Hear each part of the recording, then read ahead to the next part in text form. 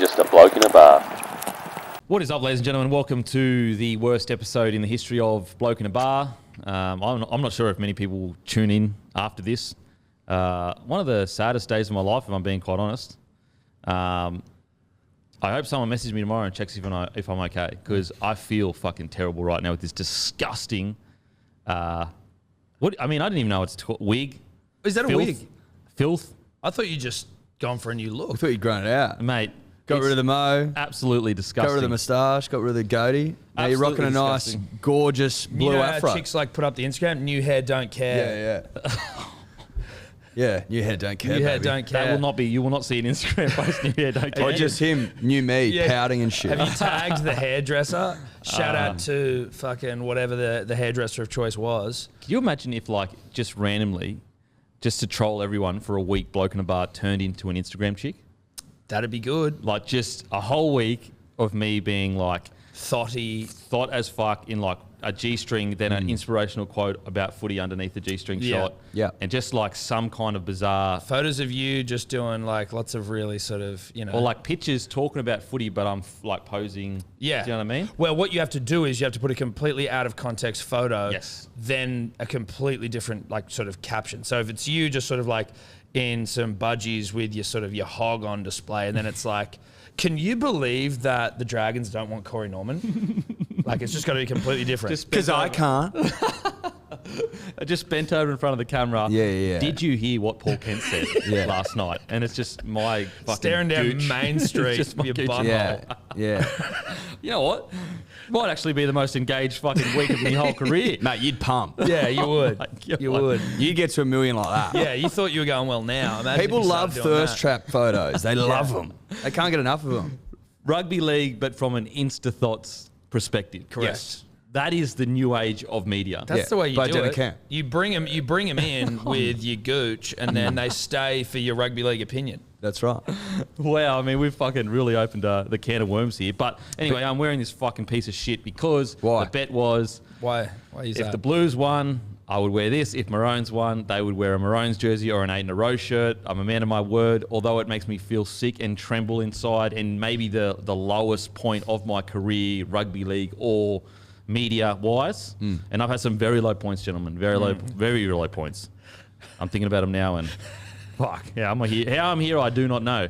Actually, you know what? How I ended up here, I do know. Yeah. Because this is punishment for all the bad things that no one knows about. Is it fair to say that Hello Sport v Bloke in a Bar now 2-0? Mate, we haven't chalked up an L We yet. haven't had an L yet. We've got you on the goatee, which was fucking national news. Now we've got you in a Blatchies-esque blue wig. Yeah, it's 2-0. Look, I'll grant you, it is 2-0. Yeah. But Maybe 3-0. We won the series, Back to basically. 4-0. look, we don't need to get into that chat just yet. I know you're edging to get into just the fucking arrogant chat. Well, You and Buzz Rothfield.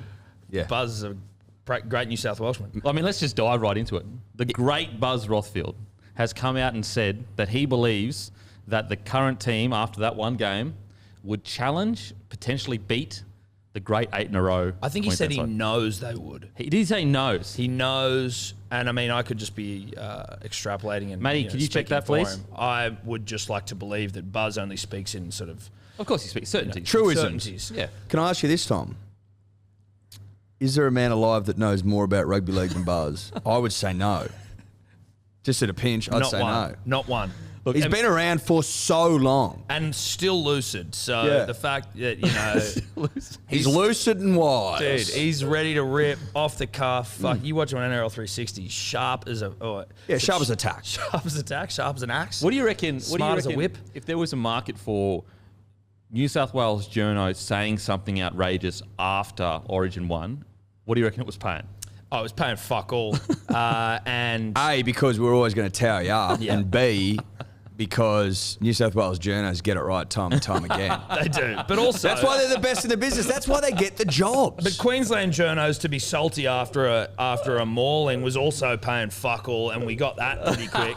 yeah. We got that pretty quick with Brent Reid, who is a good man and a good journo, but basically put out a thing of like a photo of Jerome Luai just screaming in happiness, in elation, looking down at Kafusi, Who looked weak. Who looked weak and like a loser.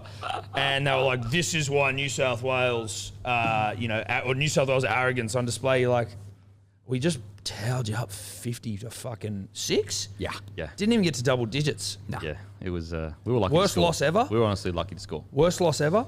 No, it was. New South Wales beat us by the most ever. The worst yes, loss correct. ever. So the worst loss in Origin history ever. Full stop. No, we've beaten you one more. I'm pretty sure. Let's not look into it, but definitely worst loss ever. Worst loss for Queensland from New South Wales. Ever. Yes. Look, sometimes When you tried At to stack the Townsville. deck against us. You tried to Look. stack the deck. Oi, let's Even pay $8 at the million. point where like the day before you're going, yeah, like it's definitely an advantage. Us going to Townsville. I'm like, okay. So a week You ago, were the you one wouldn't saying it's an admit. advantage. A week ago, you wouldn't admit that it was an advantage. because it and wasn't, then- clearly wasn't. But you even admitted it was, and it didn't fucking matter. didn't Like if matter. that was held where it was supposed to be at Newcastle, for example, it could have been 100-6. Could you Might have been imagine? 100-0. We were saying this. Imagine if Tommy Turbo played every game last year and then you re-examine all of the, because obviously we know he's worth 40 points. If you re-examine all the scores last year with Tommy in there, it's like 70-20 and fucking 50-6. Like it's a different series last year. Yeah, but he wasn't there. I know. And then he comes back and now it's fucking 50-6. Look, sometimes when you reach dizzying heights, the fall is dramatic. But once you taste the dizzying heights, something that I don't think New South Wales has tasted, worst team in 40 years, I don't think they would have the same kind of grit and determination that Queensland would have to bounce back like that. We just won 50-6 though. Yeah, no, I know that. But what I'm saying is... So we did bounce back. No, We no. bounced back from a fucking loss against the no, no. worst team ever. That's a dizzying low. Beating us by 50-6 with a team that on paper is much better than ours is far not even close Oh, really? to Is that what the you're saying? mammoth. Is he now walking back Oh on my fucking... God. Oh, give me a Is that break. not what I've heard? Oh, We're Here we worse go. than you. We're worse You than know you. on paper that your squad is on paper not that much better in my opinion, but it is a better squad. That's- No one was saying that No one on was saying Tuesday that, last no. week. No Well, one. Green said Our it. forward pack's better. Oh, yeah, there's a couple We of got Cam thoroughbreds out there, Munster, but generally... Cam going, oi, Jerome, Origin's a different ball game, bruh. Fucking Yeah, we've oath got it Cherry is. Evans, we've got Cam Munster, we've got Harry Grant. You're like, okay, sure. all right. Sure. Keep going. Val Holmes, fucking I mean, Kyle fair Felt play, on the wing. great win by Blues, but it definitely does not compare to a series win after you've been told you're the worst side in 40 years. Doesn't compare. It really doesn't. But you could argue, though, that the team everyone said, no one down here said that. It was everyone up in Queensland who saying it, the worst Queensland side in 40 years. If you lose to that side and then come back, dust yourself off and put 50 on you, you could argue that is greater than the act itself. No, not Because really. you've got to overcome dizzying lows. Yeah, No, the but that's embarrassment of like- losing to the worst team ever. That's like a person that like tortures someone for ages and they give them a cracker and that cracker is the best cracker in the world. That's what it's like. It's Don't get it.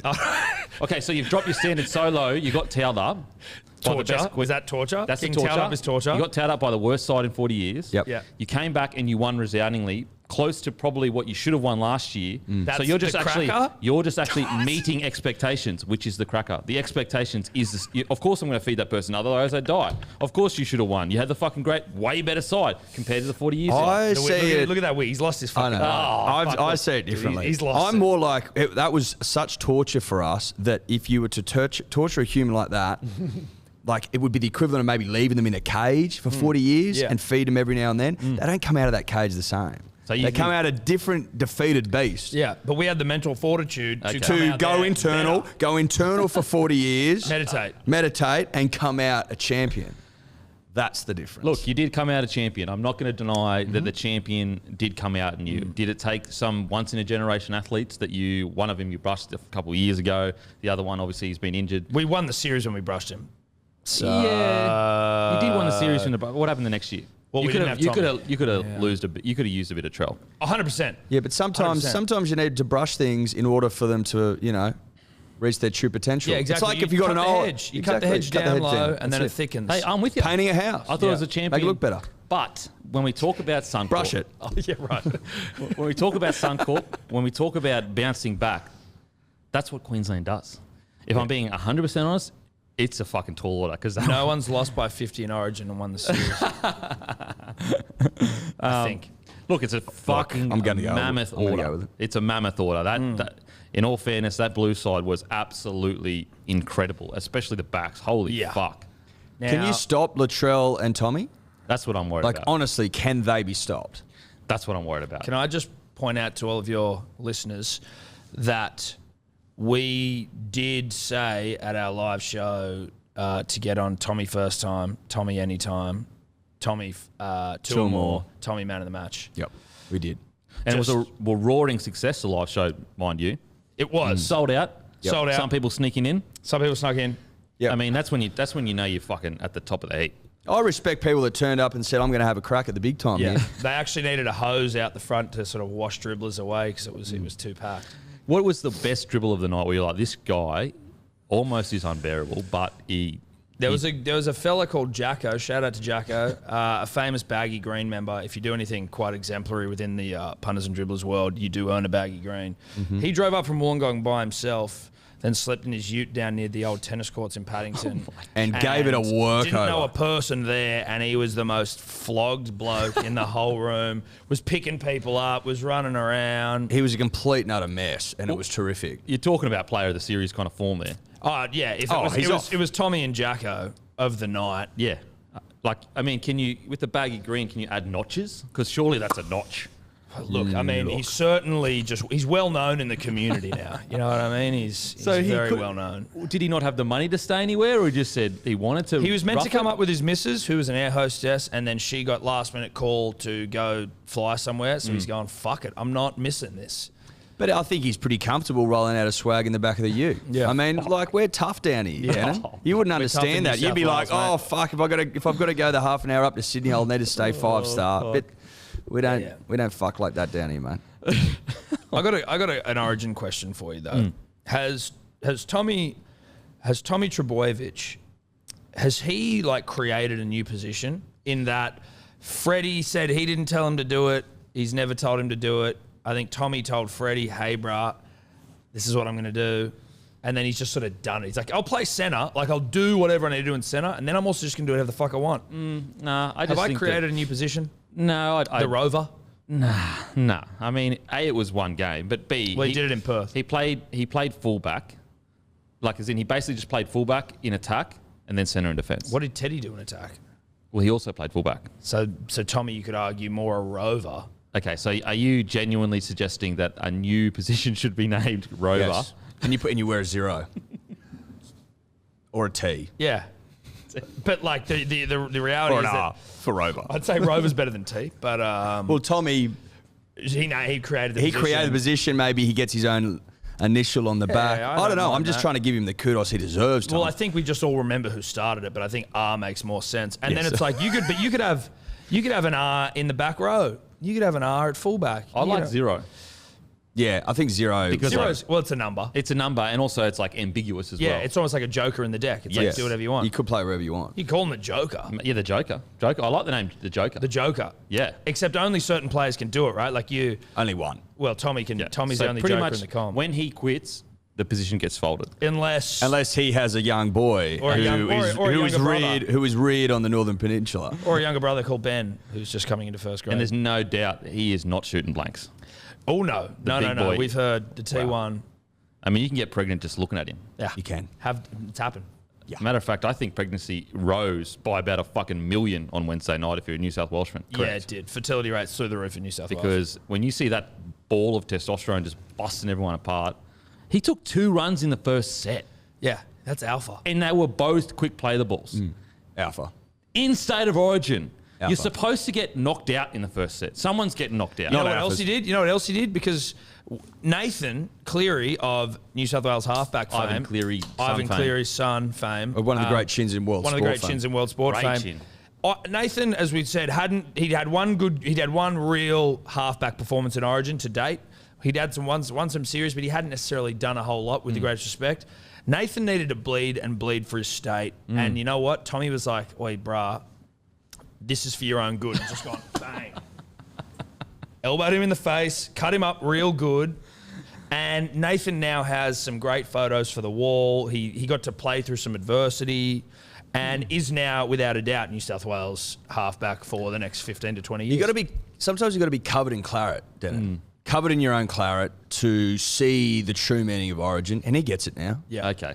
And Do now you you're think fucked. Do you think it may be, if you look close to the photo, it was actually Tommy's piece that cut him up? Well, You know what? That would have been an even greater honour for Nathan.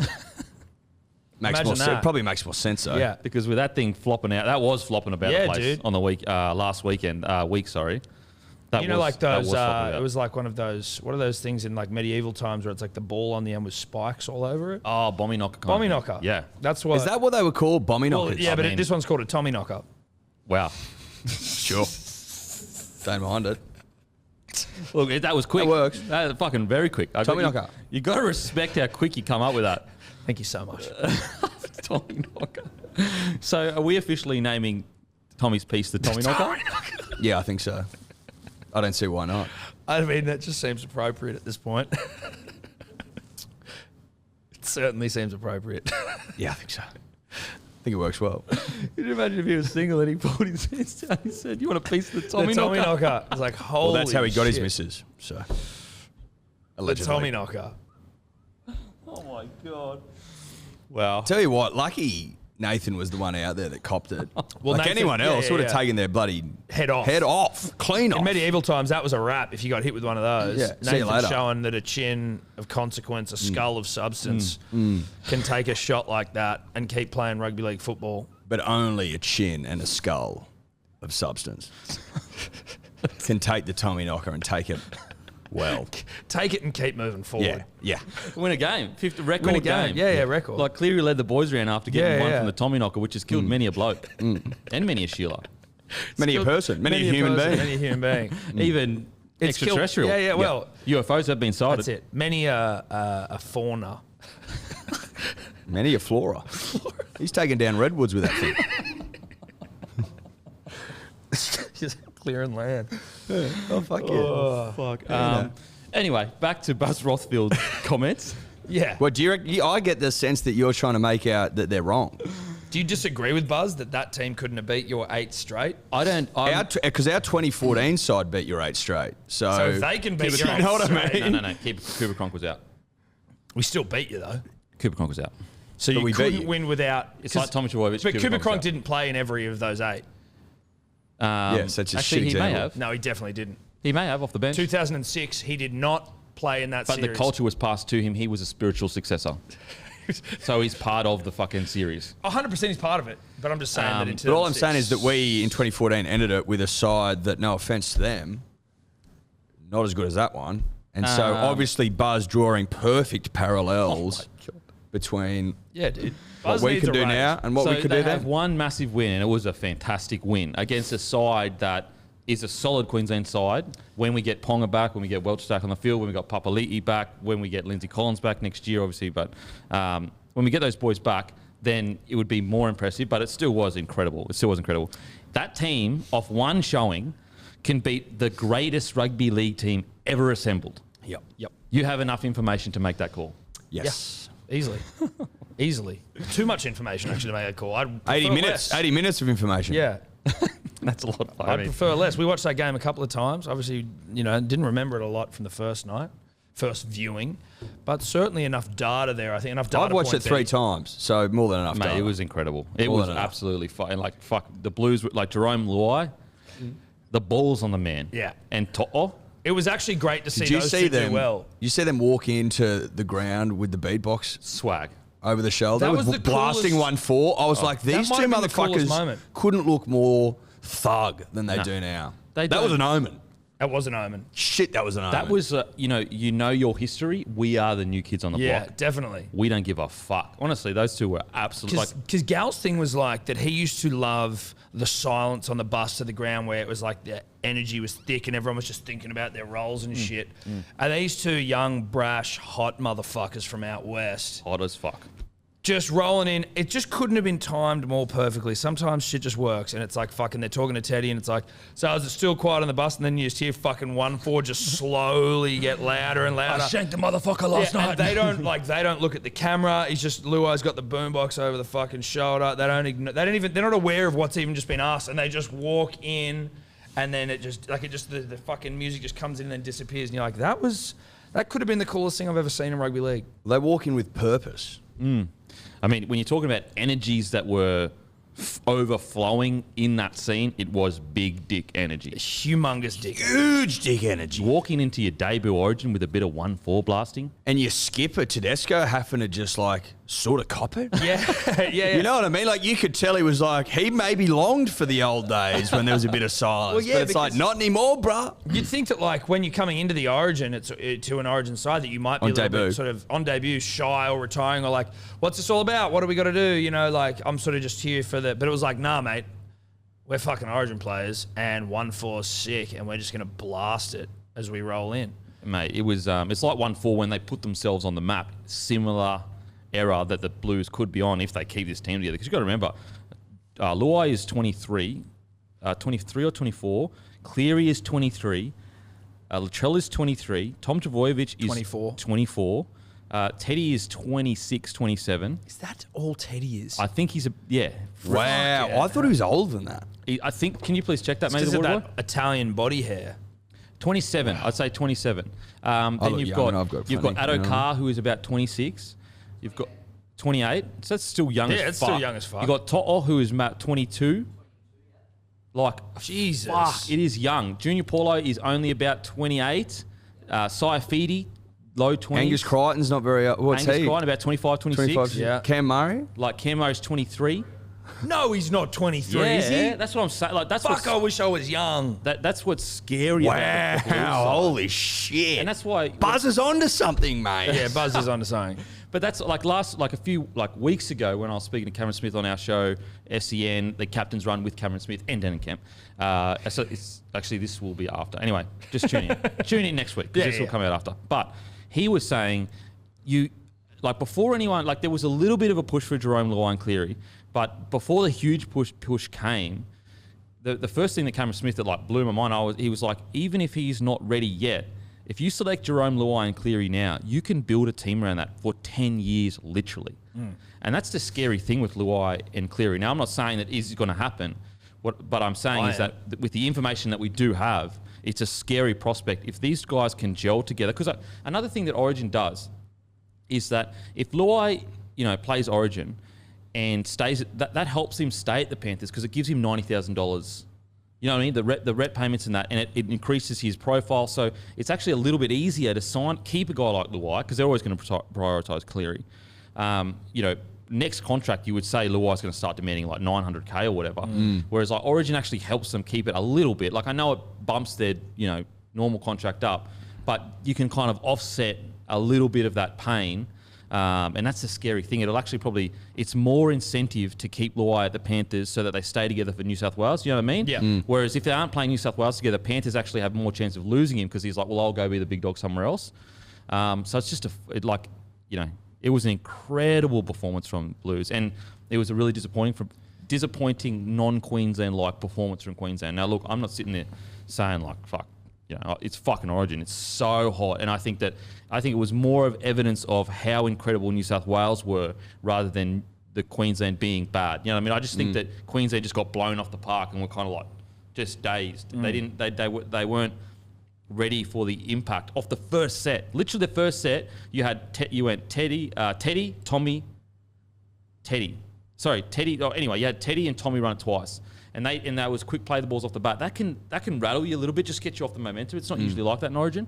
So I can't wait. I think Game 2 is going to be incredible. Damien Cook played well when there was a bit of conjecture around whether it was going to be him or Appy. It was like, oh, okay, Cook's here kind of almost until he's fucking shit house. You know what I mean? He's had still had good form, but it felt like he played well enough to sort of go, okay, it's his position. Even though Appy's playing well, it's his position. What do you do? Well, just to quickly on the Cook. Yeah. That's why you select a guy that's got the runs on the board in Origin. If you just went through this year's form, you may have lent somewhere else. But Cook's performance on the weekend was why you go, look, he may not be at the same form he is usually, but we know in Origin he actually plays even better. And so that's why anyone that was saying anyone else was kind of look, Cookie's got the runs on the board, and he proved that, in my opinion, on the other night. Sorry, what were you saying? I was just going to say that even though he got the raps for it, I almost don't think he got enough raps. But that pass that Tarek threw to To'o after fucking breaking the line for a try, I was like, that was incredible. He was falling down. He's not like a silky ball playing back rower. Yep. And he's just thrown this fucking two-man cutout pass to hit To'o on the nut on chest to go over. Coated him. Look, Best pass in Origin history? We were Is that the saying? greatest pass? The greatest pass in Origin history. Since I reckon. Joey to Bedsy in 05? Yeah. Would you say? Game 2? Look, That's how we see it. Nothing gets me up and about and seeing a large back row put a bit of nut on chest. There's nothing that I love But that. falling kind of stuff. away. Look, I'm Falling. look. I'm No momentum. Nothing. And just gives it. Look, I Seed love for the ages. a big thick man putting nut on chest. You got it. I love that. You got it. Even more than a small man putting nut on chest. A big. Well, there's thick more man, to play with if it's Yeah. a bigger man. Well, it's bigger the coding, Tom. Big little- and the projectile of the ball You can out say of a it. bigger hand. Bigger the load, he wanted to Yeah, say. bigger low. I said it. Trailed off a bit. Yeah, I trailed off. You lost your confidence in mid-sentence. It was like low. Maybe you blow your load thinking about Tarek Sim's pass. Well, it certainly didn't. It didn't hurt. That's for sure. Look, it's one of the better back rower passes, that's for sure. Yeah. And also like a bloke that some were surprised would be put in. He had a great performance, even as far as saying you could argue that he keeps the starting spot and you bring Crichton onto the bench. Well, I was going to ask you that. What do you think you do? I think because you've got 2 games, you give him the opportunity to go again. Yeah. What about Frizzell? Does he just go, sorry, bro? Because he was a fucking picked, like, no questions asked pick. Look, I think you go. I think Martin probably Goes. not because he didn't play well, nothing to do with that. Just because Angus Crichton's the best back row in the comp. You put Crichton on the bench, and you say to Sims, like, you played so fucking well, you did such a good job with Luai that, again, sometimes it's not form that matters, it's pairings that matter. Yeah. It's like Luai played so well because he got early nut to Latrell and early nut to Tommy.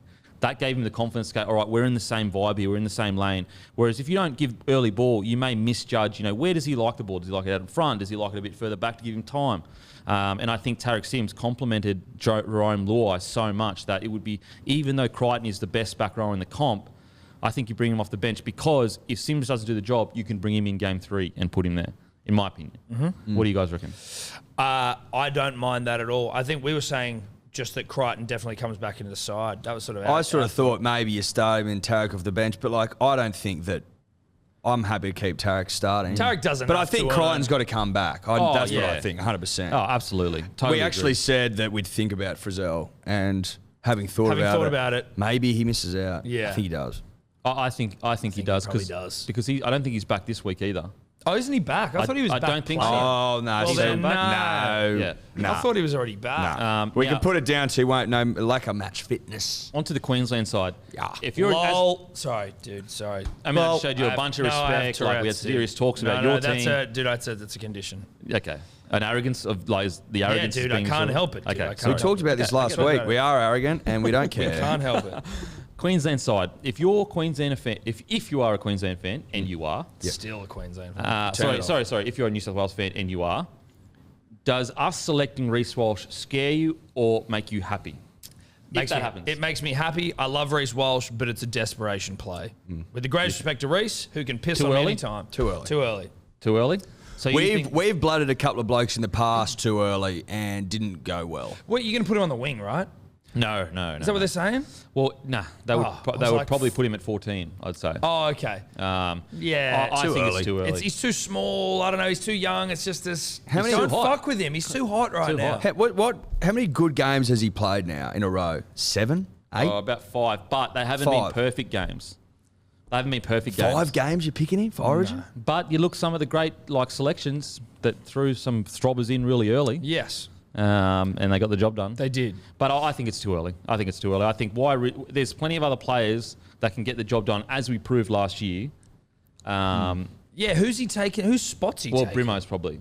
What, did he not? I mean, I don't even, to be honest, I didn't to be even- honest, I think that nearly every spot except for maybe Munster and DCE is And Welsh. in question, and Welsh. And Welsh. When he went off, yeah, he's a the he's a momentum leader. swung immediately. Mate. Well, he's the guy. Him and the problem is, and I know everyone's going to say this excuses, but Lindsay Cole, and it's not excuse. You beat us, and it doesn't mean we would have beat you anyway. But here's an But excuse. here's an excuse. I'm just explaining the way the Queensland team work. Yeah. Papali, Lindsay Collins, and Walsh led the line speed that rattled you in game 3 last year. And Yep. so losing them obviously is a loss. Does it mean we would have beat you? Probably not. You were that fucking red hot that even I think that team, the way you played game 1, would have probably beaten our game 3 side. I thought you were going to say beating the 8 in a row side, and I was like, Buzz said that. No. Okay. So I think Ponga to fullback, Holmes to one wing, and I actually think you bring Ronaldo Mulatalo on the other wing. So you drop both wingers? Yes. I think Coates is really young and he just seems struggling with confidence. And I think that he is actually going to be a 10-year winger for us. And you don't want to scar him. How many times did we see in Origin with New South Wales? They brought him in too early, as you said, and they scarred him. Like, they were fucking rattled from there on out. It's very hard to get that confidence back once it gets rattled. And I think that that high ball that he dropped at the end there, that was a confidence thing. That was a in the zone thing. I think the best thing for Coates personally, and maybe I'm biased because I'm a Broncos fan at the moment, is for him to get his confidence back in the Broncos team. If they do select Coates, though, he's the best. He can be the best winger on the field, in my opinion, on his day. I know To'o is at the moment out of car, but Coates has the potential to be. Who would you go? Would you go Coates or would you go Ronaldo Mulatalo? Mulatalo last game, about 140 metres, a line break assist, a try assist and a try. Look, I mean, I haven't kept the closest tabs on Ronaldo, if I'm being honest. I like Xavier. I wonder whether getting dropped after that game harms him more like mentally. You know, where it's like, oh, fuck. That, you know what I mean? He wasn't the reason they lost. They also didn't kick to him that much. I'm pretty sure he had 4 errors. That's not three, good. 3 to 4 But did errors. He spilled that one to the Latrell, didn't he? Was that him? Yes. Yes. Went up to the ball. Come off But his did chest. they kick to him that often when it was like him on top? Oh, it didn't feel like only twice To'o in was the put game. under very much And the second time we pressure. did it, we nearly scored. And so you could argue, okay, well, we keep him in the side. We just fucking use him Just more. use him. And again, if we did go with Coates, I've got nothing against that. Like, I still think he's fucking gun, and he wasn't used properly. It's just the errors that I get concerned about with him, and their confidence errors. Like, he can catch that ball. He's done it a million times. Yeah. But if you're not confident, you start fucking worrying. As the ball's coming to you, you're thinking about all this shit. When you're confident, you're in the zone. But who's to say Ronaldo at home, Suncorp, must win, doesn't? Ronaldo's of the To'o and Jerome Luai ilk of a bit of swagger, confidence, a bit of fuck the old school kind of. That's his vibe. A bit of big dick energy. So Okay. it's going to be interesting. Going to be very interesting. Okay, now we will review quickly the Dragons v the Bulldogs with a huge bit of news being dropped. Corey Norman being told he's not wanted next year. He won't be re-signed. Matt Duffy also. Did you guys get a chance to watch the game yesterday? Yeah, we were watching it while we were doing the podcast. I thought that at the start of the year, in regards to Corey Norman, that they said they wanted him. Did I just make that up in my head? Well, I think Anthony Griffin has gone into bat for him, but there's other people in the club that have said no. Right. So Griffin's kind of the yarn is Griffin wanted to keep him, but there was no one else in the board of directors and fucking the recruitment and that wanted to keep Normie. The issue I have, and I think it's more to do with top 30 spots that they're worried about. But I wonder, if why don't offer Normie a way reduced rate, and he may take it because, he's still got a couple of years in him. Then he goes to Super League, Wins a couple Man of Steel. Who do you reckon they'll get to replace him? Well, they got Bud Sullivan coming through, who's a fucking gun. Okay. A gun, and I'm pretty sure he's Is a New South he? Wales I'm trying to. Is there 2 guys coming through, or is Bud Sullivan the guy they're talking about? Junior Amon, I think it is, who's currently playing 14. Also, huge raps on him. Also, done some good things in first grade since he's been here, with relatively limited time. But it's very hard to replace. It just depends. I'm surprised they didn't offer him anything. You know? Yeah, and I mean, so with that, right? They obviously don't necessarily. Obviously, every team wants to win the comp every year, but if you're putting your faith in just an unknown rookie to sort of go and try and, you're getting rid of Duffy, you're getting rid of Norman, then you have Ramsey maybe at fullback, who at this stage people say they don't think is necessarily fullback. Doesn't necessarily mean they're right, but then some guy, what's his name, Bud Sullivan. But I would actually consider putting Bud at fullback, if I'm being honest. Right, and then very good footwork, good ball player, Right. Reece Walsh-ish type of player. Okay. But so that's a rebuild vibes. And are they going to market trying to find other people, or are they going, we're just going to look within? I think it's a rebuild, and you just get them on low amount of money, and then then the next year recruit because you've got these boys on a smaller contract. What did you think of the game, Doggies versus the Dragons? Well, I mean, Eddie, I will let you.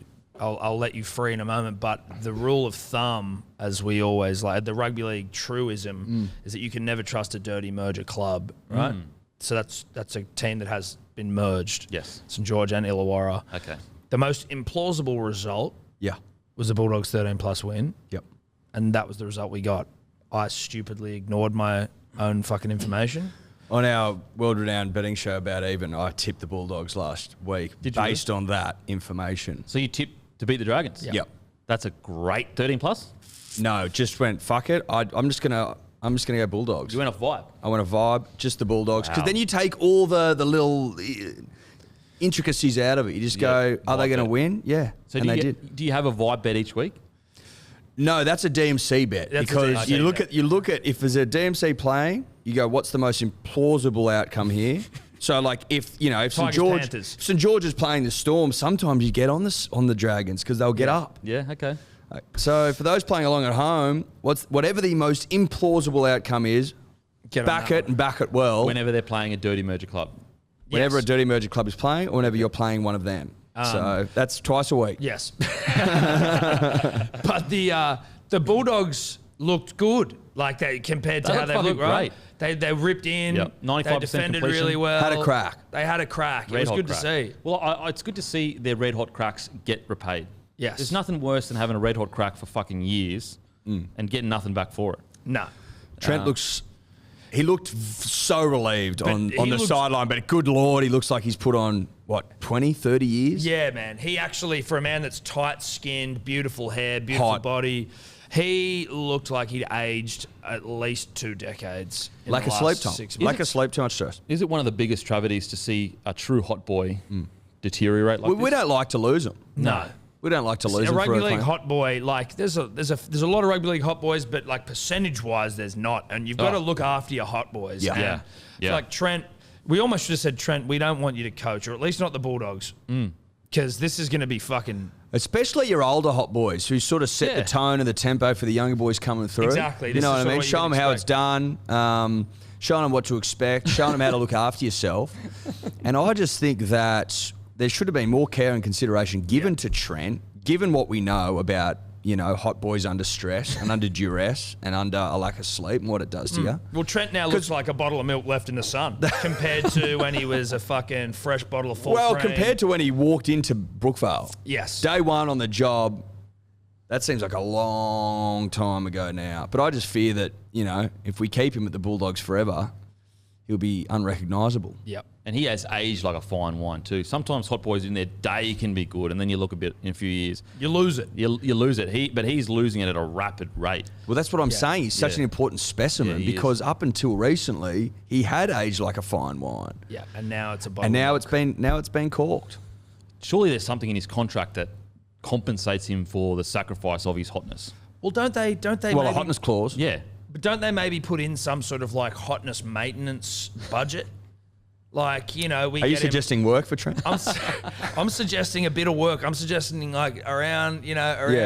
Bit of whether filler. it's Bit of filler. Could he claim that on tax due to the fact that the lack of hotness is directly related to his job? At Yes. tax time, he'd Tax- be yeah, he 100%. He'd be claiming a bit expensing of the filler, fuck out of that?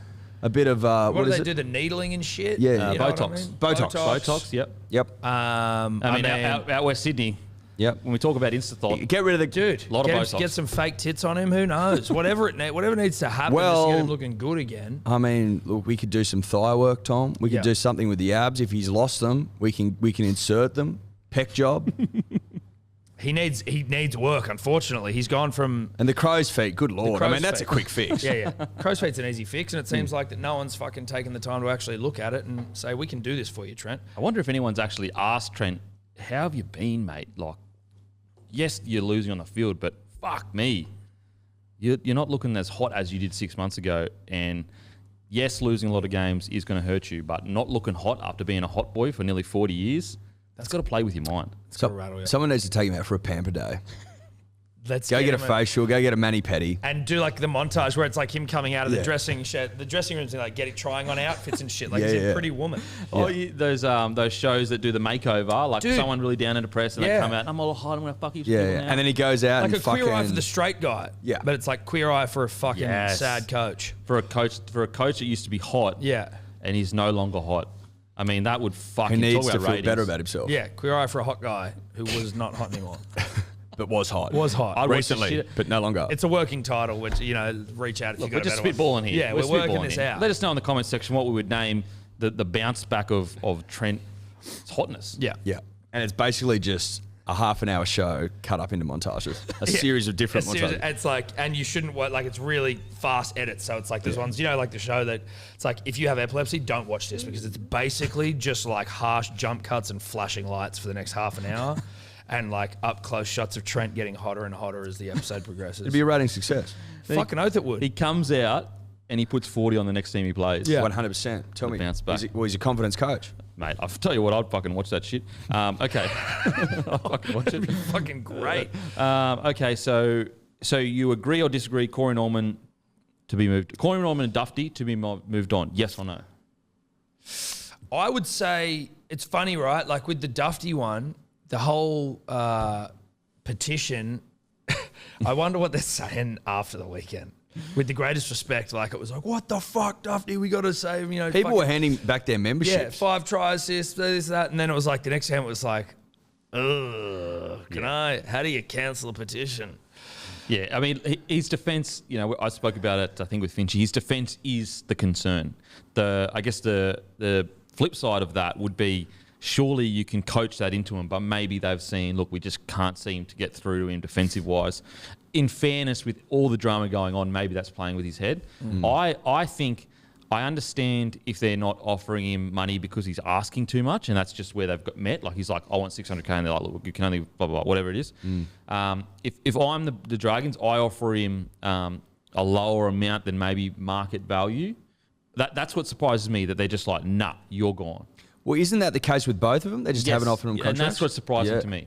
Not even an offer now. Now, the fact that they've done it to Norman as well, I think it's evidence that they're trying to sort out their top 30 because you can only have a certain amount of players. And so that's why roster management is so important, because if you have like that one spot, okay, you need 11 outside backs, you need 6 halves, you know what I mean? And if you mess with that too much, it fucks your whole roster. Look at the Broncos. We had one hooker. Then we had 2 hookers, Turpin and McCulloch. We let McCulloch go to the Knights. Turpin got injured, no hookers. It's really important to balance your roster. So I think the reason for the no contract offer is that top 30 squad, they have the set amount of halves in that squad, and they can't, and they feel that Norman, you know, if even if Norman said, I want to stay for 150K, they probably feel like, but that's taking up a half spot. Do you know what I mean? Yeah, I get you. So maybe that is the case, but feel sorry for both the boys. Hopefully they land on their feet. But that's footy. Normie said it. It's just as footy. Do you reckon Corey will get picked up? I think Corey, and this is not a disrespectful thing to say. I love Normie, but I think he should go to fucking Super League and enjoy his life. Win a Man of Steel. He would kill it in Super League. He'd travel the fucking bit of Europe. Once this COVID shit all goes away, I think, and that's the kind of bloke he is, I think he would love Europe. It's funny, right? Like when whenever they go to like the Super League, it sort of seems it's like the retirement trip or whatever. It's like the last thing you do.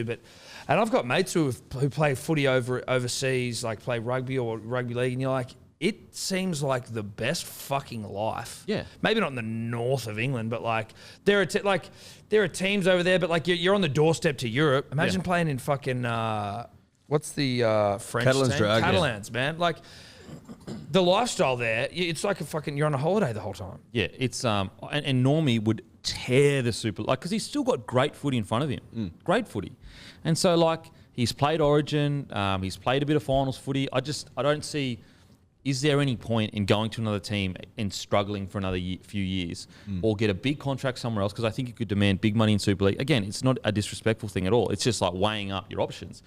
Take massive unders and go to, say, the Raiders. Maybe if they take him, or whoever it is, it's not going to be one of the big dogs. And if it is one of the big dogs, it's going to be a reserve grade. Like, as in, he'll be fighting for that spot. I think Normie, he's got his health, he's got his fitness, he's still in basically the peak of his career. He's an NRL hot boy.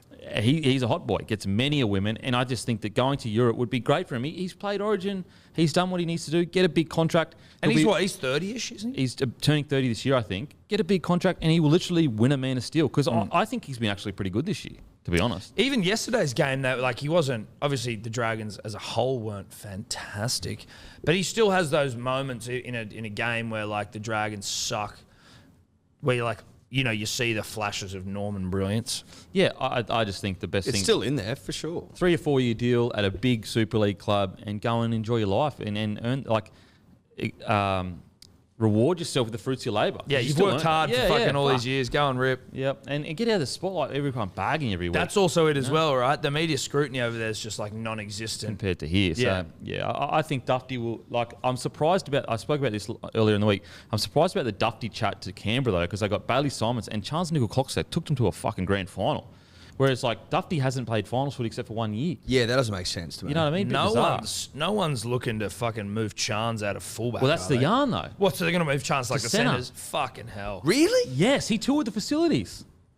Oh, I don't know about that. Dufty toured the facilities. No, correct? yeah. No, I'm saying... You don't agree. Okay, sorry. I don't agree with that. Yeah, okay. I mean, it's crazy. Chance is a top 5 fullback when he was on. Like, and he had a great year last year as well. He's just injured. So, anyway, spoke a bit about that. Ricky Or do they think that the injuries may linger a little? Well, that's what I'm concerned about. Is there's an internal debate of, like, it's his neck. He's out for the year. Maybe he'll never be the same. Yeah. Let's get Dufty at a lower rate, maybe a 400K or so.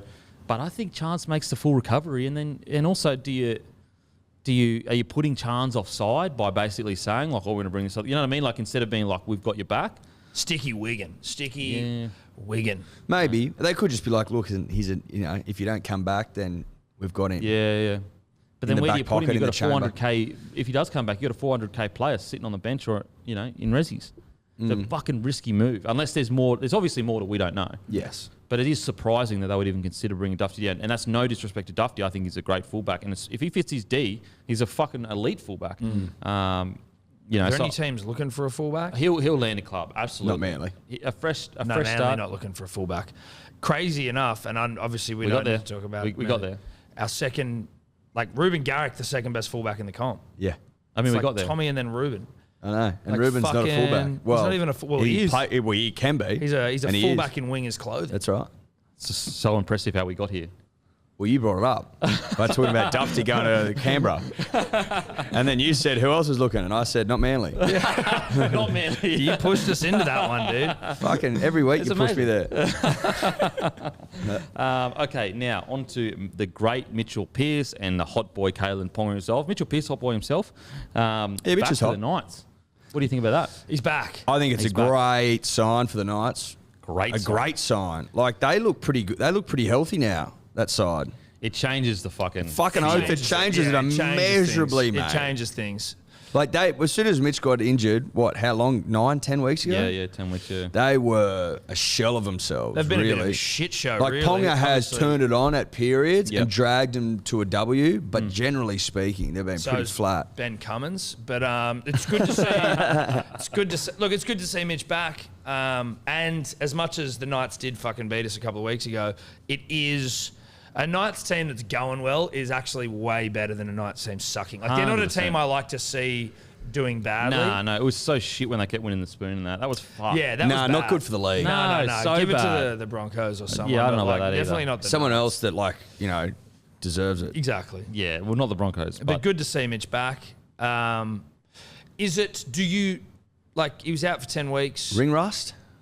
Yeah, does he come back in and just fucking rip and Look, tear? I think it's just more about let's just have a fucking steady game, get our completion sets right, get our end of sets right. That's what they're lacking at the moment. A lot of their end of sets aren't that great. And it's just about when you got KP Hotboy there, you'll get fucking points. You know what I mean? It's just about a steady game from Pearce. Just get some confidence back in the boys because they've been struggling. Are the Warriors a team that you would like to see Mitch come back? Like, is that an easier game? Obviously, it's an easier game than like a top 2 team, but like They're the Panthers. They're a bit sort of like Yeah, they're a bit wild card vibes. It's better than coming back against a fucking Storm. Yes. You know what I mean? Absolutely. It's one of the better. I mean, the Bulldogs or the Broncos are probably the best team to come back against right now. Let's be real. With the greatest respect. With the greatest respect. But yeah, the Warriors. What is interesting though, when we talk about reaching hot boy enlightenment, when we talk about Hot boy in line. we talk about that, we are going to reach it this weekend. It is one Reece Walsh at fullback, Gallen Ponga at fullback, hot boys clashing. Dude, well, if they clash Clash they of the might Hot actually Boys. start like a black hole. Everyone gets pregnant, Yeah. including the dudes. Some sort of Yeah, like even the blokes. explosion of light. How good's that though, from a talent perspective? Seeing those two just going at it.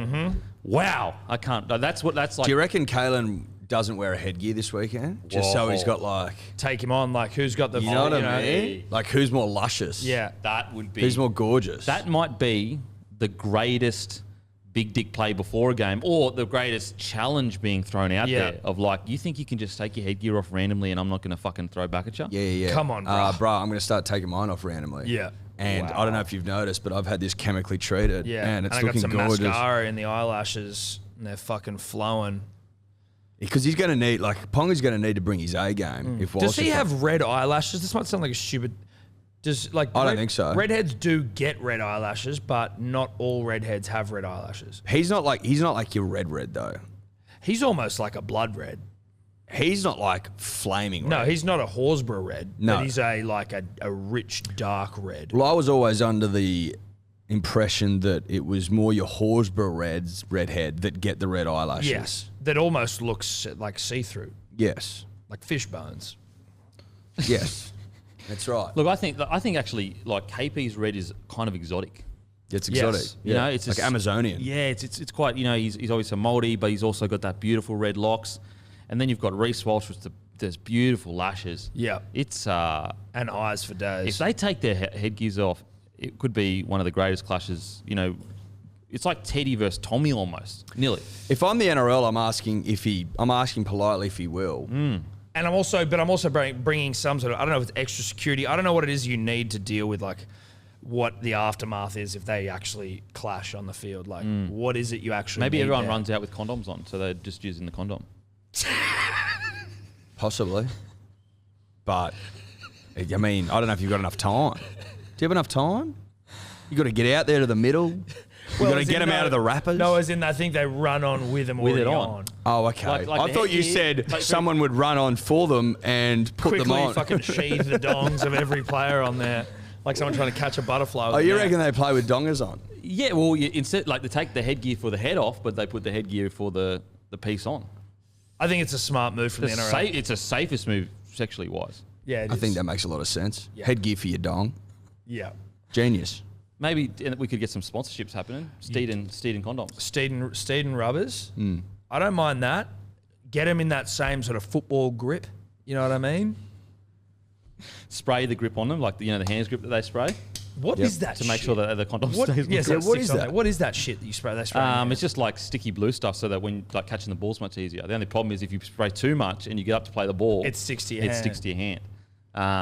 Is it a massive pain in the ass to wash off your hands? at the end of the game? One of the biggest punishes about footy is after the game is getting the strapping tape off, but usually bits of it stay, and it hurts, it stings, and the last thing you want to do is rip a condom off after putting the sticky stuff on. That No, could be definitely really not. dangerous. Well, you're looking at skin grafts and shit like that, which again, I don't know if they've got the budget for that. If you're trying to pull off a condom with some that sticky spray on shit on. look, there, I think they that's a should at nightmare. least look into ordering 30,000 condoms for this matchup.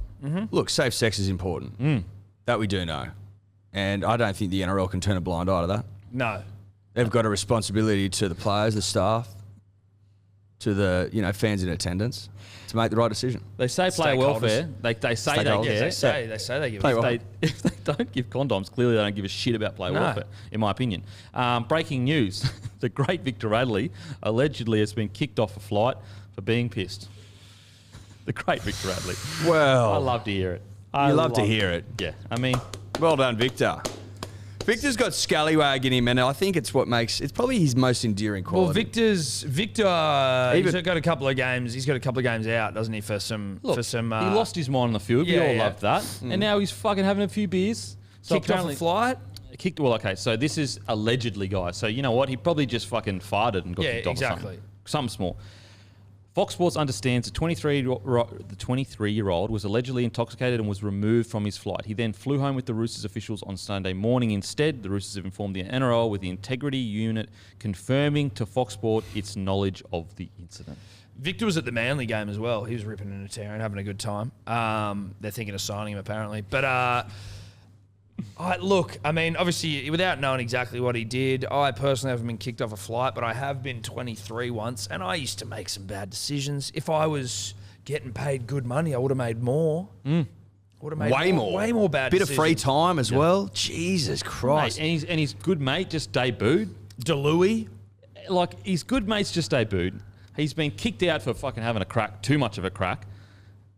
I respect Could you argue, though, he's high profile, everyone knows who he is, so you're keeping an eye on him, then you notice he's a bit pissed. Like, there's probably people more pissed on the flight that are just flying under the radar. Yeah, exactly. Yeah, I know what you mean. Draw attention a little bit. Yeah, you know? yeah. You know what? He wasn't even the most pissed person on the flight. He That's wasn't. bullshit. Yeah, but you know what? Allegedly. The story is fake. Yeah, that's bullshit. Fake story. Who wrote it? Staff writer. I love that. Staff writer, of course. But in all seriousness, like, look, as long as he didn't insult anyone, offend anyone, he just didn't be a rowdy. Look, yes, is it the most professional look? Of course not. But you know what? These kind of yarns, I love to hear about Alfie Langer and Joey Johns and fucking all those boys having a crack. Well, mate, all those stories are the ones that they keep retelling. Yeah.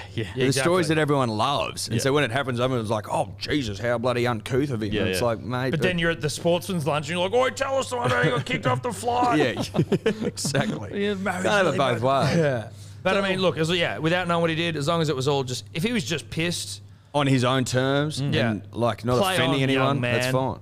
If he was pissed on his own terms, not offending anyone, I think it's great. Yeah, well, it's Great good. yarn. I wouldn't be surprised if it is just pissed on your own terms, whether, you never trust the media. He's probably getting paid on the side. They're like, you got a couple of weeks out of the game. Let's get you on the promotional tour. A promo He tour. was at Manly getting photos. Okay. He was at a Roosters game getting photos. He was at the Stain at Manly. He was now pissed on a flight. Like, this is rugby league promotional 101. Also, a bloke that gives so much on the field, where's his outlet now? Yeah. He's earned a beer, that's fucking for sure. Fucking oath he's Big earned a time. beer. So look, be you soon, Victor. I love it. soon. Love to fucking hear See you it. soon, bro. As the great Hello Sports. So anyone that hasn't heard that is actually Hello Sports saying. It's not my saying, so don't attribute to me. He just stole our I saying. just stole his saying. I apologise. It was a compliment, but look, it was a compliment. Look, I was seething until you apologised. Yeah. Now I'm all right with it. No, now I'm like, that's okay, right. good man. You know, Sit it down. You know how your mates start doing that, but they don't give you the respect of Yeah, happens telling all you the that was time. your fucking saying. Happens all the time. All the time. Okay, so the great Radley, look, he had a few beers, got kicked off. I think it adds to the mythos that is the great Victor Radley. Oh, yeah. And as long as he wasn't hurting anyone's feelings, fucking fair play to him. 100%. And like, look, in a perfect world, would he do it? No, but this is rugby league, and we love that shit. Correct. Okay, now on to the great fight tomorrow night, which will be tonight when you hear this. Paul Gallen versus Justice Huni. Gal said he wants to fuck him up so bad he doesn't make the Olympics. He said he wants to break his bones, his arms, his face, whatever it takes to make sure that Huni doesn't make the Olympics. What are your thoughts on this great fight? Gal's an excitement machine. He can sell the fuck out of a fight that, needs some selling. Justice, the heavyweight champion of the nation. I don't know whether there's much to read in that. I tell you what was interesting was they said if the Gal beats Honey, that apparently Gal wants to fight for a world title, or at least Gal's people do.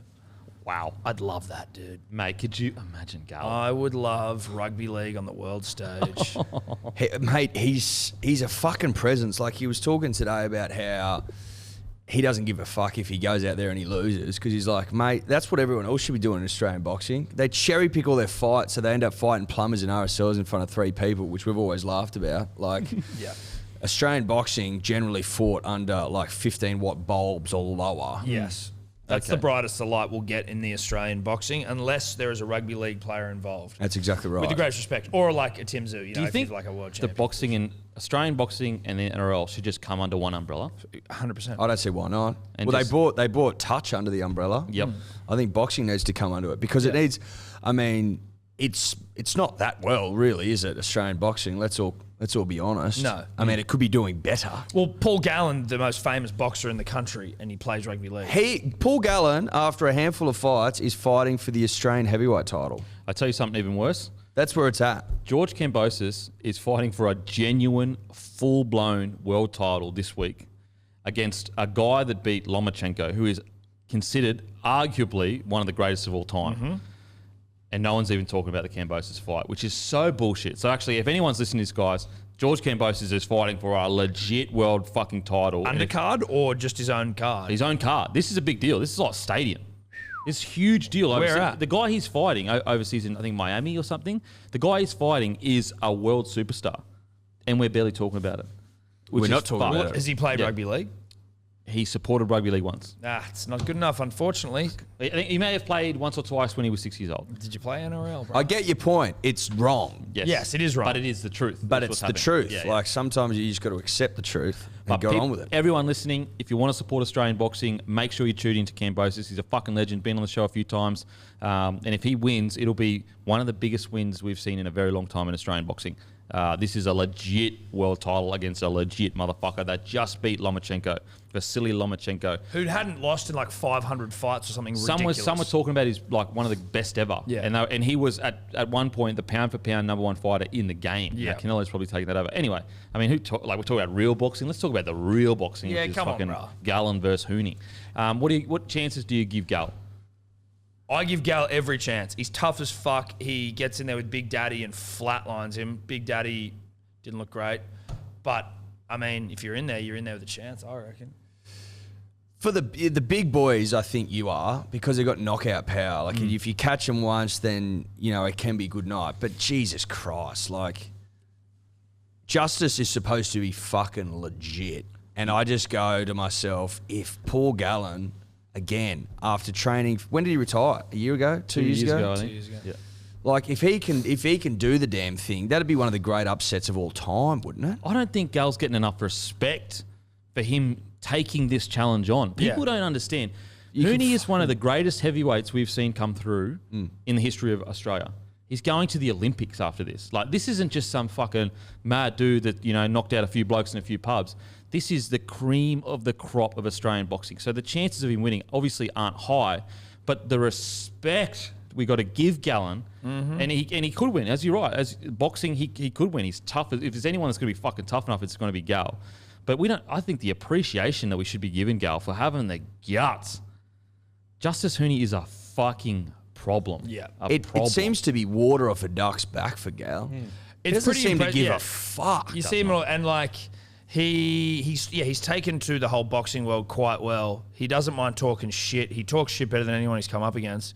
Way better. He And then talks he's in good there, shit. He seems like he handles pressure very well. Like, obviously that probably comes with being an elite footballer, but there's just a different level of pressure just when it's think you that- versus one other person who's already a fucking weapon. I just think that though, like, people aren't like, "Fuck me, Gal, you are incredible." You know what I mean? No, but that's because Gal wasn't a fan favorite. Like, he was, but he Yeah. wasn't. And also because where boxing sits in Australia, it's always kind of a shit show. The ones that are the popular boxing fights are always kind of a shit show. Gal knocking out Big Daddy Brown in fucking one round in like 30 seconds, that doesn't help the perception. Even though it's like, oh, well, fuck. Before that, they're going, Big Daddy is going to fucking get him done. Then it's like, oh, Big Daddy just looked like a pile of poo. And then it's like, Yeah, I get it. Gal fights Hopawati and Mundane at Hopper's 75 years old in his but Hopper last gets 5 like fights. knocked out by Gal and the ropes are holding up and Gal's just like fucking douche. It's like these fights are all kind of circus. But Huni's legit though. He is legit, but that's why I Yeah. think it's a little like people don't realise he's legit. Okay. Because it's been circus. He also fought for the heavyweight title in his first professional fight, which kind of contextualises where the heavyweight boxing that's fair. situation is. Now, on to the biggest news of the week. Boyd Cordner rudely crashes a Danny Weidler press conference. Now, we're going to put the picture up on the screen. This picture isn't photoshopped.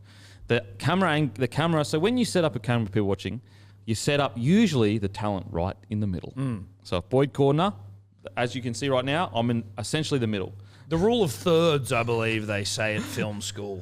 But Danny, the guy that makes the decision, has got the camera where he is also equally in the shot. Yeah.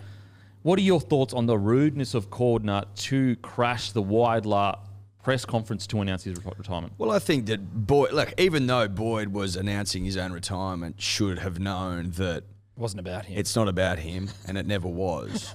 It's the Danny show. Yeah. Danny's number one. This is Danny's party. This is Danny's camera. This is Danny's camera guy. Yeah. Know your place, Boyd. I know that you've won 3 Prems, a couple of Origins, couple of World Cups, captain the country. But you know what? Maybe the toughest player of all time. But it's, Pull your head in, Yeah. Boyd. that's Boyd, not enough, mate. Pull your head in. I know that you're retiring early and this is like a tough moment for you and your family and your friends and everything, but Danny needs to get in shot, bruh. Think about me. Can you Stop thinking about yourself. Can you stop sniffling for 2 seconds so Danny can ask a question? Yeah. It was the most. Danny Weidler said the most unfunny thing, like the most funny thing, unfunny. The most funny thing that was unintentionally funny. Last night on the NRL on 9, he said he was like, I was really close to Boyd Cordner, so I could feel his emotion. And I was he said that. Yeah, and I was like, yeah, you were really close because you had the microphone like that when you could just put it on the stand. Why do you think that is? Does he just make a decision? Like, I know he's a senior journalist in the game, but does he just make a decision that I'm going to stand right there? Or Brand it's like, Danny. I just do whatever the fuck I want. Brand though, Danny. right? It's Brand Danny. Could we technically, and we've spoken about this before, send in our own media to like boxing Danny out? Wow. That would be so fucking funny. That'd be fucking hilarious, dude. You know what? When we get more resources and we actually get a fucking media pass from the NRL, just start getting someone to go in there and just start boxing Danny out. Or just put something over him and just start dragging him slowly out of the shot. Stand in front of him. As if you're Danny in the shot, you just need D or Dave to start, who's our intern, just to start like coming in and just like, excuse me, Boyd. Sorry, I just have a question. Like, it would be so funny just to see how Danny reacted. Just being like, excuse me, Danny. Sorry, I just need to get in. Mate, he's a veteran. He would have some, very good wrestle techniques, slipping and sliding, tackle breaks. Look, Danny would have started at the back. He's worked his way up to the front. And he's worked his way up to the front. He's earned the front. He definitely has earned it. And from at least my perspective, edging closer and closer. How close is he allowed to get? Could it just be like, could they share the same mic eventually? Look, yeah, I mean, where does this end? Because he's getting closer and closer and closer. I actually think he's actually pushing for an NRL start as a player, and this is his roundabout way to get in. You get so close that eventually you get interviewed as a player, which makes you a player, therefore you're in an NRL squad, therefore you make your debut. Maybe Danny retires for Boyd. Possibly. We were talking about that. It'll be Danny, and then off shot is the player. Yeah, Boyd half. Like, you see half of Boyd. And then it'll just be the player's name that comes up. He will actually read statements from the player as the player. Yeah. Like, this is put their voice on and shit. Yeah, he just tries to do Boyd's voice. Like, Danny, I can see it's you, dude. No, and it's he puts not. his like real wide shoulders. Yeah, he doesn't acknowledge that it's him. He just puts a Roosters jersey on. I'm like, Danny, it's still you, dude. I can see it's you. I'm playing both roles. Asks himself questions. When but then plays in character. When he tweets, like, he speaks to Peter V'landys or fucking, it could be Boyd Cordner, but like some of the biggest names in the game, and he'll put up like a photo on the 9 News Instagram, and it's like, oh, fucking. We'll put this up on the screen. Oh yeah, dude, look at this. He's in the background of Paul Green's fucking. Dude, that is so good. Oh my God. Because he'd know where that camera is. 100% he does. Yeah, 100%. But like when he puts up the thing where it's like promoting who he's talking to on the news that night on his Twitter, it's a photo of him and the back of whoever the head of whoever he's talking to. He does. That's legit. I thought they were photoshopped. But I love how much it's caught on. Like, it's... I wonder if he likes it. Photoshop, we get some photoshops of Danny, as you've already done. Yeah, we do. But in the most epic places of all time. Yes. Because that is fucking gold that he's in the back of a Queensland Dude. We get sent photos all the time of either Danny in the wild or it's photoshops of like Danny. I tell you what someone did. I can't remember who sent it in, but it was like Danny on holidays, and they'd photoshopped him basically in front of every monument. It was Dior Day. Oh, was it Dior? Yeah. So it's like he's in front of the Leaning Tower of Pizza, and he's obscuring it, and like you can't see it, except for like maybe a tip. He's in the way. Yeah, fucking genius. All right, Benji Marshall has been dropped from the Rabbitohs. Very interesting. Very interesting. I think this would be, if it is for form, I guess it's more, in my opinion, it would be more along the lines of. You know, Benji week in, week out at this age, very hard to play, relatively big minutes and continue, in the halves. Like, I think it's more along the lines of I reckon it's resting. What do you guys reckon? Do you reckon it's Bennett resting him? I mean, to be some young guys coming through. I'd think you'd have a better idea than I on this one, because I would just see that as a rugby league layman and be like, "Ooh, Benji's fucking, Wayne's not happy with him." Yeah, you reckon? Because he has lacked a bit of energy the last few weeks. Do you reckon it's kind of like older body, maybe the rigours of the season? He might be carrying a niggle. Yeah. Since that game where he ripped, and everyone was saying Benji is an immortal, which was obviously a little bit fucking hyperbolic. Seems like since that moment he hasn't ripped. Yeah, was that the Raiders? Might have been the Raiders. That was nut on chest. He was nutting on everyone's chest. Cut out balls and shit. Yeah. Maybe he has his suck hasn't refilled. You know, he got through a lot of work. When you keep delivering nut on chest, eventually you're not going to have enough nut to give on the chest. Well, the testes age, and they produce, you know, Only so much. less and less. Less and less. So, yeah. And that yeah. may well be what you're seeing. This might be a calculated restocking. Let's give him a week off. Let's let Yeah. these things get back to a Yeah. healthy, like the dam levels. Yes. So I think maybe the dam was it was about to breach. He plays Canberra. He Yep. fucking unleashes. Yep. Now they're like, we need to get this thing Yeah, back yeah, up yeah. to sort of, Okay. you know, So he's going to be back in the side next week. Well, the dam's at ripping. 5%. We need it back to, 70, 70, 75. 75, 80, On to 85. 90%. On to the match of the round, Broncos v South. Tessie New has been named at fullback. Cook, Murray, Gagai, Arrow all set to return, which is huge. Obviously, Benji being dropped. I personally think that the South last week were very scrappy. They were good in the second half. Broncos actually, was it last year, I think? Last year, they actually went okay against South once. So it's not like they get blown off the park by South every time. They beat them before COVID. Yeah, okay. So it's not like we're fully out of the race. I think that last week the Broncos really struggled. They beat him before COVID. My God. Look, you got to fucking take your wins where you get them. Right? Have we acknowledged that you're coming last yet? Are we coming last? Yeah. Are we coming last? Well, you're equal last. Yeah, but on points differential. No, exactly the same. Exactly the same on points. Oh, really? differential. Yeah. It's tough times. Tough times. But you did beat South before COVID. Look, Yeah. Look, Which was like no, 2 years ago.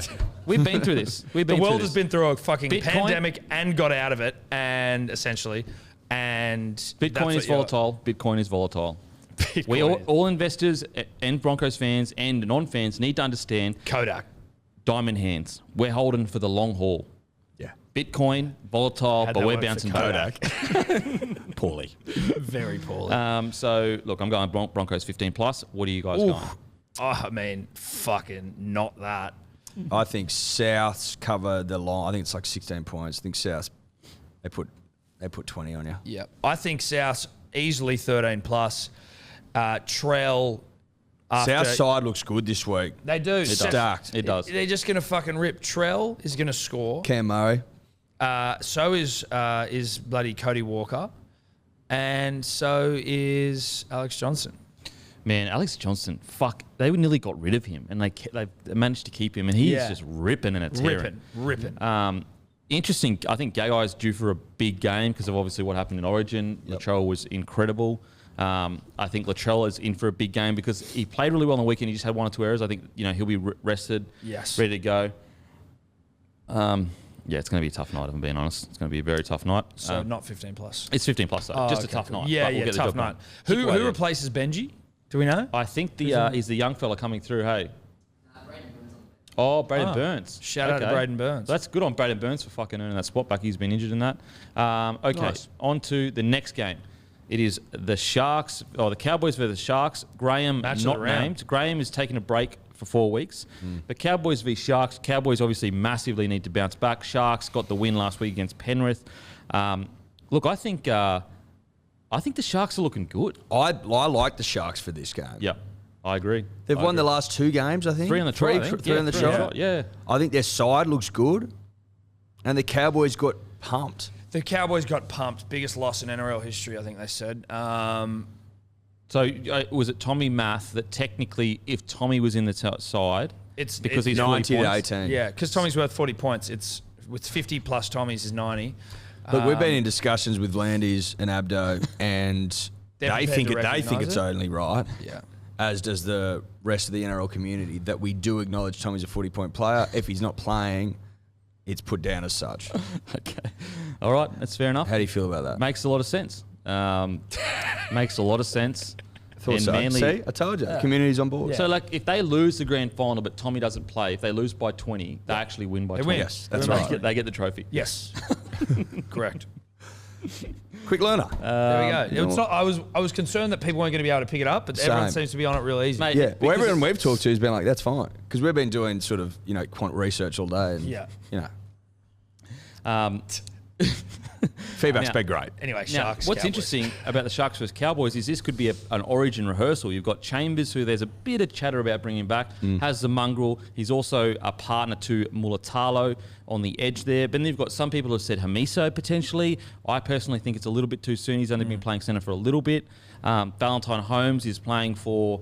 He'll definitely get a wing spot, but if Ponga maybe gets injured or comes off a bit rusty, then Holmes may keep that fullback spot. What do you guys reckon in that the back clash there? Do you think that Will Chambers is a chance for Origin and Hamiso? I mean, if you think about Chambers, like Kurt Capewell, he did really well last year, and then unfortunately not so well. But like when you got someone like Chambers, you could see why Queensland will be looking to bring him back. Yeah. He's ripped and teared for Queensland. Solid. Yeah.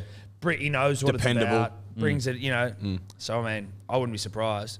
Yeah, it's going to be interesting because then you do have that pairing of the Will Chambers and the Ronaldo if they go that If direction. they went that way.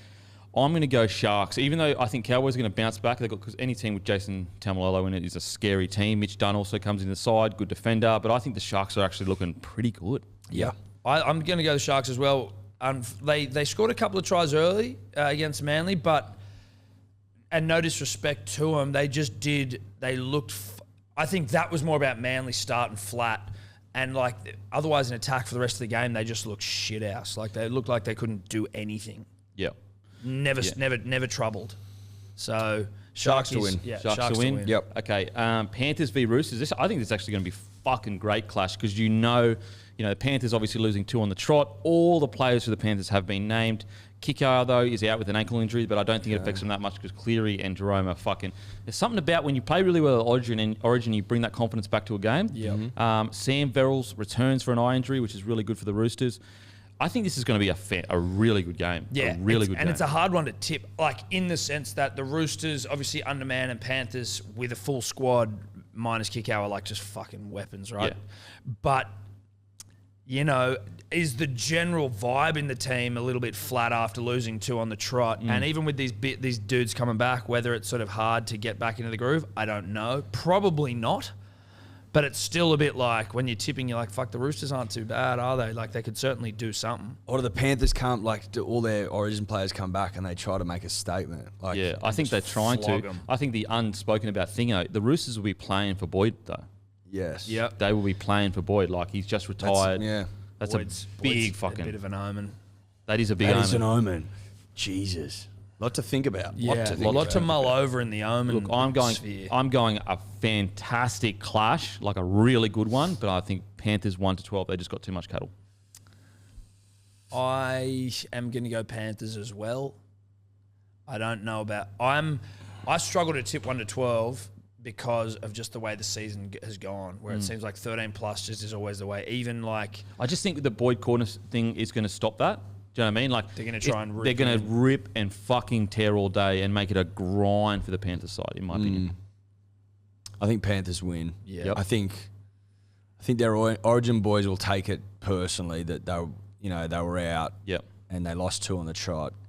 I think they come back and make a statement. Because otherwise, people are going to be like, ooh, what's happening at fucking Penrith? Fucking What's oath. going on at Penrith? Which should be fun. That'll be a fun rugby It league would be storyline fun. if it happens. It'd be good. It'd be a good yarn for Imagine the the season. headlines if they lose. Oh my! That's it. Like, Mate, that's what I mean. Like I think they will see this as a game they almost not must win, but shit, it'll ease the pressure tap for sure. Oh, so if they massive. lose this, people start to go, hang on, fucking here we go again. I just think the Boyd omen, though, like just 80 minutes for Boyd, like rip in for Boyd. Like I just can see them doing that, Mate, 100%. The thing is with the speed of the game now, with the amount of thoroughbreds that the Panthers have got, I think you might get a really tight first half, and then Yeah, okay, I can see that. the back end of the game, the Panthers just open them up with a couple of quick ones. I don't know. Just a bloodbath first half of them just going Yeah, at just it. going, and then just the Panthers smashing each rattle other. it. Yeah, Okay. yeah. I And can then see it that. opens up a bit. Knights v Warriors, Pearson Ponga back, Clemmer back, but on the bench side, Fee Twins starting props, Reece Walsh back and named it fullback. I think the Knights come out and make a statement. Yeah. I think that this is what they've been waiting for. Ponga and Pearce. Yeah. When you talk about injecting a bit of adrenaline to the fucking boys, the double piece. I love the Knights here. Yeah. I love them. I think the line's 2.5 points. I'm going to gobble that up all day. Yep. I didn't realise All day. Pearce was back when I was initially putting my bets on, but it's hard to go past that. And Daniel Saifidi ripped dicks off in Origin. So Clean off. clean off. A clean rip. Yeah, they were clean rips. He gave them back. Yeah, like they absolutely. were, He's they a were good bloke. reattached. Well, Yeah. I think he threw a couple into the crowd. They had to go and look for him. A couple of the ball boys. see my dick? Not what they signed up for either. Wait to hear more about that. But yeah, I like the Knights. Is Adden back? Adden is back. He was pretty good. How was he last week? Yeah, he was good. I only saw like, I didn't see the whole game, but I saw like bits and pieces of it. And the period that I saw him play, he was pretty good. Adden's kind of like a player that I wish I could stop loving because he broke the hearts of the Manly fans by bailing. But it's like I just am still drawn to him because he's such an intimidating animal. Too big like and just a thick. weapon. Big, thick. and thick. But I'm still going to go the Knights because of Pearce and because of Saifidi snapping dicks. I'm going to go Knights 13 plus. Ooh. I think it's going to be a fucking. You got Pearce and Ponga back. They've had such a bad last few weeks. It's just going to energise them, and I'm a bit concerned with the Warriors. Like they're just slipping away from the year. You know, they're sitting about 11th at the moment. Been in Australia a long time. Been in Australia a long time. They got beaten 40-6 essentially. If you take away Maumalo's 2 tries in the end there, I think the Knights are looking fucking red hot. I mean, again, being a former Warrior, I hope they don't get tailed up. But I just think that the Pearce and Ponga omen, Clemmer on the bench, you're bringing Clemmer off your bench. That's a fucking good fucking off the bench. Reece it Walsh ain't back bad. is big, but yeah, I'm going Knights. I'm with you. No, it's 100%. You managed to sell me. Dragons versus Raiders. Zach Lomax named extended bench. I am actually going Raiders. I think they get a lot of confidence. I think the Dragons, although they will bounce back, I think that the fact that your 2 key players have been told you they're not there anymore, it's just going to rattle things up a bit for them for the next few weeks until they like everything evens out. So I actually think the Raiders, I think that they're going to build confidence off their win last week. Yeah. I've tipped the Raiders. Yep. I've tipped the Raiders. I did not like what I saw against the Bulldogs. They were flat as a tack. They were so flat, man. God, So they were flat. flat. And I think they might be in a bit of a trough now. The Raiders, look, anyone can beat the Broncos, but that was still like a good vibe, you know? Like it's created a good vibe. Papali scores a try, Whiten scores a try. Their big dicks are starting to swing. It's almost Origin's almost been the best thing for the Raiders because people have stopped talking about them. That's true. Very true. Do you know what I mean? Yeah. And they've sort of gone away and then like a couple of wins and things are looking up. They're you one could win argue. from the 8.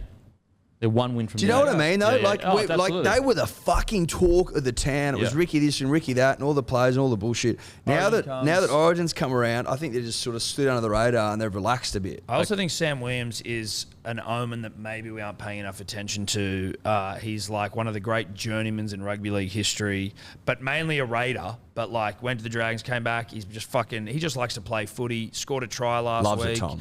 These 2 teams, I believe, when the Dragons lose to the Raiders, 60% of the time they lose, it's 13 plus. And when the Raiders lose to the Dragons, 40% of the time they lose 13 plus. Wow, that's a stat for you. So someone's getting pumped, Okay. and I think it's going to be the Dragons. I've got a bounce, so I'll just quickly go Storm v Tigers. I'm going Storm. Eels v Bulldogs. I'm going Eels. Titans v Manly. I'm going Titans 15 plus. Fuck, we dribbled long again. You gotta leave. Got to leave. Do you want to stay or you just want to? No, mate, we'll rip and tear. Yeah, you'll stay. Don't you worry. right, We'll bring this thing home. Bring it home. Bring it home, boys.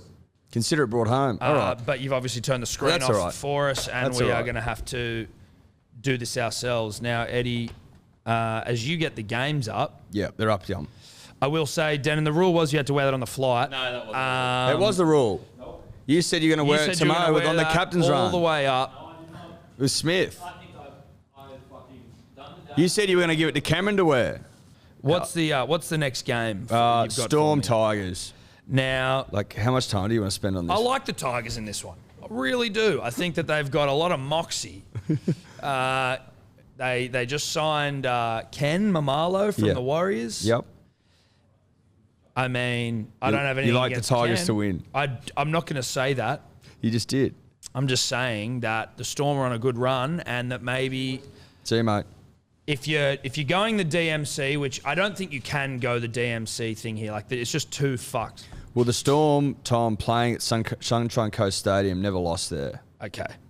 This is a 13 plus situation we have on our hands, and it's not going the way of the Tigers, with the greatest respect. Look, as good as Ken is, Ken's not that good. Well, Ken's not going to turn the whole club around. No. Not in one game. Not in 5 days. No. He's on the right track, but I don't think he's going to turn it around for him. I think that we can just comfortably say Melbourne and move on. Melbourne well. Melbourne true. Melbourne in a canter. Melbourne in a trot. Yes. Now, if the Tigers were to win, it'll be 13 plus. Yep. Sunday afternoon, 42 p.m, Bankwest Stadium, steepest stadium in the land. The steepest stadium in the entire Southern Hemisphere. Look, Tom and I have been out there. We brought our own protractors. We've done the measurements. We've done the numbers. We've done the math. We've done the figures. Steepest stadium in all the land. Yeah, it's fucking steep. Now, when if you were to trip on the stairs there, Yep. you wouldn't stop tumbling till you got all the way down to the turf. That's right. They say. That's why they've got crash mats at the bottom. Yep. For that purpose. Now, steep stadium football, generally speaking, different breed, different game. Well, it is. The crowd's literally sitting on your shoulders. That's right. Now, I just wonder if the Dogs, off the back of a really good win at ANZ, which is traditionally not a steep stadium, No. if that translates over to a steep stadium. Well, it's more of a flat stadium. Well, I mean, because they played brilliant flat stadium footy. Do they play steep stadium footy well? Look, Parramatta are steep stadium specialists. They are. Mitchell Moses loves a steep stadium. Loves it. He's always said it. Always. And so if I'm a Dogs fan, which I'm not, never will be, I'd be concerned here, I think. I'd be worried. I think they try and rip in and they try and defend their little asses off. Yep. But at some point, the steepness of the stadium is hard to ignore. Well, it's hard to go from obtuse, Tom, to acute. It's really tough. Yeah. It's particularly in what I think it's a 6-day turnaround. That's 6 days to go from obtuse to acute footy. No, I can't see a way out of this for the Dogs. I don't think they'll overcome the angles. I think Parramatta. As much as Trent wants look, to. as much as we want him to, as much as it's good for the well-being of Trent. A one-time hot coach who's hanging on to hotness, but by a thread. Yeah. I mean, we all want it for him, but I think Parramatta win and win well. They win well. At best, they win 1-12 because No, I don't think so. There's some grinding defence, but I'd say I don't think so. It might be 1-12 in the first half. No, I don't think so, Tom. And then- I think they win and win well. Yeah, They win big. they win big. Sunday afternoon, 4:05, the glamour time slot Yep. of the whole weekend. Obviously, Manly getting a shitload of Sunday afternoon games. Well, Manly are 4:05 Sunday specialists, HD light. Yep, just drenched in it. So we're up at the Gold Coast. Look, if I'm the Titans, who are having a bad year, and by bad I mean coming 12th, Not great. with a points differential of -62, When people expected them to make the top 8. they've got 10 points from 14 rounds. I think we put 30 on them. It was 30-0, I think, last time we played. 38-0, 30-0. And, so much was expected of them, and the NRL wants them so desperately to go well. And I think, you know what, looking at their side, there's some throbbers in there that I really like, I can really get around. Look, we want them to go well. We're not saying that. We're not anti-Titans. We're not anti-Gold Coast. We were on their dicks start of the season. That's right. But all we're saying is, when you're coming up against a thoroughbred in the Manly Seagulls, what do you expect to happen? It takes a certain type of person to break in a wild horse. It does. Usually a horse whisperer. Usually a horse whisperer. The Titans, not in that racket. Manly, a wild, untamed horse. Good luck taming that fucking thing. Banjo Patterson couldn't tame it. I think he was a poet, though, so it wasn't really his racket. But wasn't he riding? Oh, the man from Surrey River couldn't break it in. Us in. If we're a Manly thoroughbred. in. If we were a thoroughbred. Do you get it? I think that's pretty clear. Tommy rightfully rested against the Cowboys. Everyone's like, oh, you guys are going to be fucked without the Cowboys. Manly can't win without Tommy. Not only can we win, we've ended another team's season. Cowboys beaten by 50 points. No one's ever won a comp. Losing by 50. Thanks for coming. Manly is absolutely stacked this week. If you got on Manly 13 plus every time we said to get on Manly 13 plus, it'd be a matter of which private island do I want to go and purchase? Tommy, Saab, Parker, Harper, Foran, Sherry Evans, Garrick, Jake, Lawton, Kyle, who I'm loving, Olakau'atu, who is now the best back row in the comp, you could argue. But also when everyone's like talking about Rookie of the Year, I don't think he'll win it, but he fucking should be in the conversation. Croker, who's taken to the 9 role like a duck to water. Well, he's taken over Cam Smith's mantle as best hooker in the game. Yeah, well, he loves it now. He loves having the 9 on his back. Absolutely adores it. Then you got Tapau and Paseka. So I'm going, holy shit, that's so stacked. Walker comes into 14. Oh, no. Ben Trebojevic is playing 15. Kepi 16. Sipley 17. Like, that side is absolutely oozing with rugby league talent. Yeah, it's dripping. And I worry for the record books this weekend. I really do. Yeah. Well, you thought 90 to 18 was a fucking win. Do you think records like getting smashed? Getting smashed is painful. I think as soon as you become a record, you start looking over your shoulder going, 100%. Fuck, I can't even enjoy myself here. No. I can't enjoy being the record because I'm being fucking chased down. Yeah. People trying to smash me constantly. Especially when Manly is smashing them week after week after week. Yeah. Do you know how many of his dear friends, this is like, in the record world, how many of their friends they've lost recently? Well, dude, there aren't many records that stick around for that long. No, there isn't. Records, generally speaking, is short career. But, you get long ones. They say records. And there are some out there, some long ones among them, that are really starting to get a bit nervous because they're like, Jesus Christ, I've enjoyed this time. And now I can see Manly coming at me. Yeah. I mean, is the most points ever scored in a rugby league game, is that under threat? What about the most points ever scored in a sport? Is that under threat? Listen, all these things very much worth thinking about, worth considering. I think, Eddie, that maybe we've taken up enough time of the good people here. Well, I was only just getting started. I know, we were just warming up.